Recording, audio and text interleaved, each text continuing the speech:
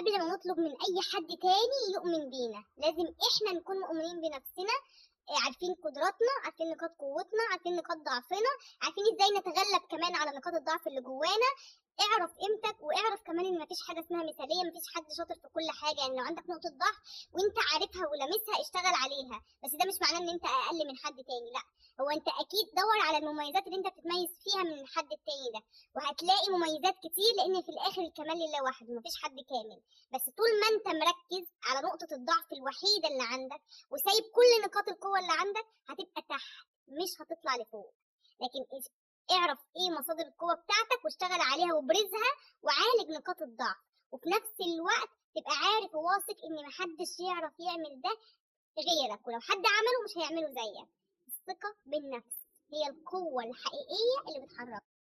الثقة بالنفس دي حاجة مشكلة كبيرة جدا لما بنكون مش واثقين في نفسنا. في ناس كتير جدا للأسف ممكن يكونوا عندهم قدرة كبيرة وشاطرين ومميزين، بس مش حاسين بقيمة ده عندهم، وبالتالي بيفقدوا حاجات كتير جدا، أو بيتواضعوا زيادة عن اللزوم وبيظهروا للي قدامهم إن إحنا أقل من فلان، في حين إن هو ممكن يكون بثقته بنفسه هو أقوى من فلان ده 100 مرة. بس فين بقى؟ هو مش بارز ده، مش ظاهر ده في شخصيته ولا في ثقته في نفسه. لازم نكون واثقين في نفسنا وعارفين كل حد فينا واقف لحد فين.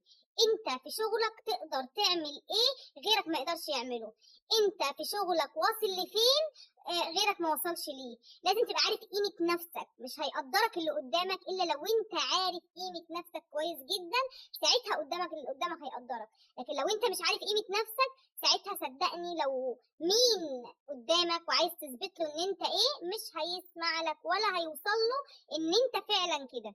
ليه؟ انت نفسك مش واثق في نفسك. فلازم لازم لازم ثقتنا بنفسنا تكون نابعة مننا الاول، ونكون مؤمنين بيها جدا جدا جدا عشان نقدر ننقلها للي قدامنا. اعرف قدراتك، اعرف خبراتك، اعرف نقاط ضعفك، واعرف نقاط قوتك، ولو عندك نقاط ضعف اشتغل عليها، وفي الاخر عشان تقدر تنافس اللي قدامك بقوة.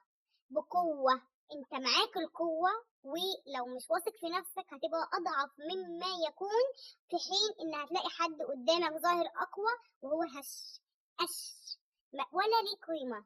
بس الفرق هو قادر يوصل للي قدامه ثقته بنفسه وانه جبروت ويقدر يعمل ايه، وانت اشطر منه، بس بان انت مش واثق في نفسك كفايه، مش قادر تثبت نص اللي التاني قدر يثبته للي قدامه او للمسؤولين او المديرين او غيره. عشان كده لازم لازم لازم ثقتنا بنفسنا دايما تكون قويه ومؤمنين